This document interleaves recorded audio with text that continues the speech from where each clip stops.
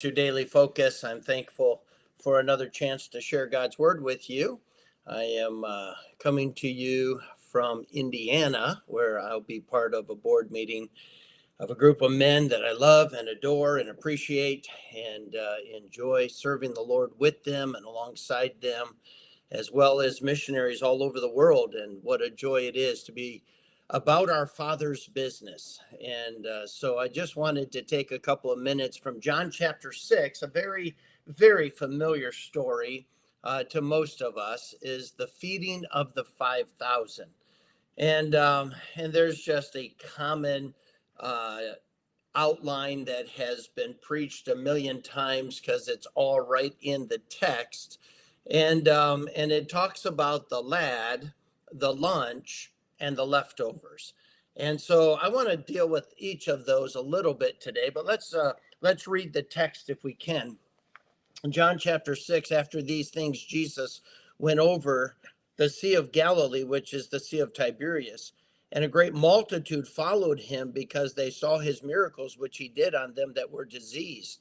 And Jesus went up into a mountain, and there he sat with his disciples. And the Passover, a feast of the Jews, was nigh. When Jesus then lifted up his eyes and saw a great company come unto him, he saith unto Philip, when shall we buy bread that these may eat? And this he said to prove him, for himself knew what he would do. Philip answered him, 200 pennyworth of bread is not sufficient for them, that every one of them may take a little. One of his disciples, Andrew, Simon Peter's brother, saith unto him, there is a lad here, which hath 5 barley loaves and 2 small fishes. But what are they among so many? And Jesus said, make the men sit down. Now there was much grass in the place, so the men sat down in number about 5,000. And Jesus took the loaves, and when he had given thanks, he distributed to the disciples, and the disciples to them that were sat down, and likewise of the fishes as much as they would. When they were filled, he said unto his disciples, gather up the fragments that remain, that nothing be lost. Therefore they gathered them together and filled 12 baskets with the fragments of the 5 barley loaves, which remained over and above unto them that had eaten. Then those men which, when they had seen the miracle that Jesus did, said, this is of a truth that prophet that should come into the world. When Jesus therefore perceived that they would come and take him by force to make him a king, he departed again into the mountain himself alone. Well, a very familiar story and a very familiar outline, but there's a couple of things in this text that I just want to draw our attention to. One of them is the reality of the lad. He was willing. No, not much is told to us about him. Doesn't tell us his age. Doesn't tell us if his parents were with him or if he had just gone to see Jesus and meet Jesus alone. There's not much told about the lad other than the fact that he had a lunch and that he was willing to give it to Jesus to feed the 5,000. And I think the obvious is that what he had wasn't going to be enough unless Jesus did something amazing. Well, that's true for all of us. We don't have really much to offer on the worldwide scheme of evangelism or the worldwide scheme of Christianity, or in the idea of being used to show the world the reality of the gospel. We, in and of ourselves, do not have much to offer as it relates to that. However, if we are willing to give to God what we do have, when he gets involved, amazing things happen, things way beyond just our own sphere and our own little world.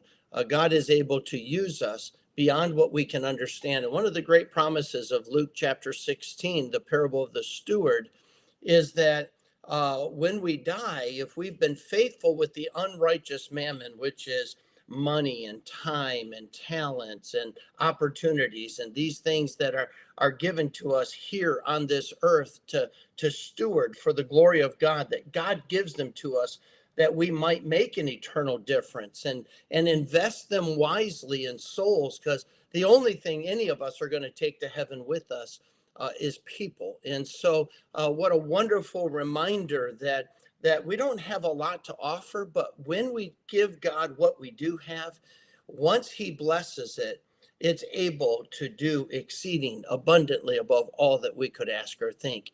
And Luke chapter 16 in that parable says, so that when we die, or when we fail is what it reads, when we die, there may be people in heaven to receive us, because what we did, we had no clue what God did with it until we get to heaven. We'll get to see the magnitude of how that investment translated into souls in heaven. And what a wonderful reminder and encouragement for us to be a part of our Father's business. The lunch was not much. It was basically the only thing he had to meet the need. And I think that you and I need to be willing to take what we do have and simply use it for God's glory. It may not seem like much compared to the need. It may seem insufficient to meet the need, but it's all that we have. And God reminds us that it's never going to be about us. It's always going to be about him.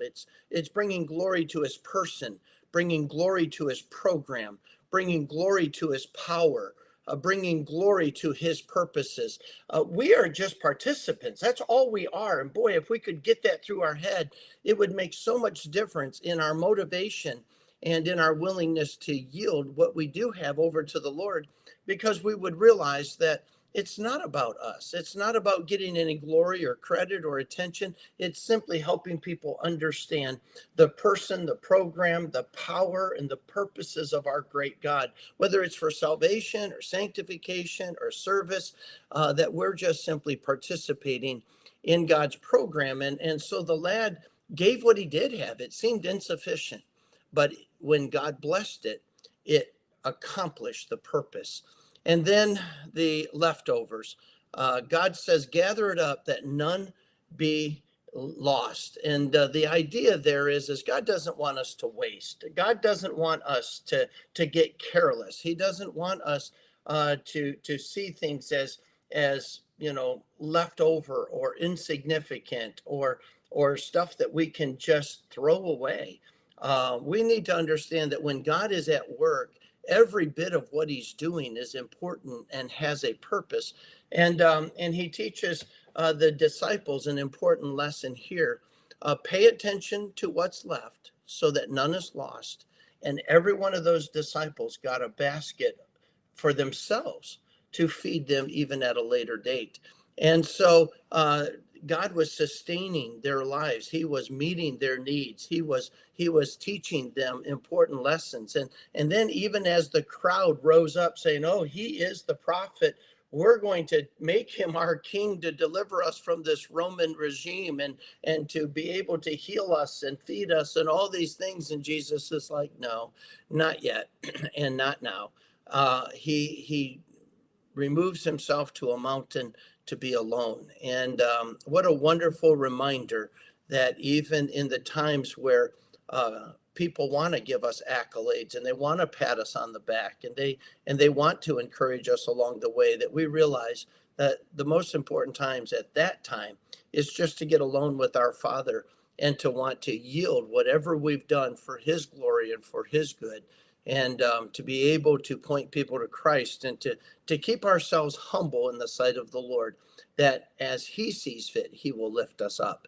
And so as you remember this familiar story, just remember we're all like that lad.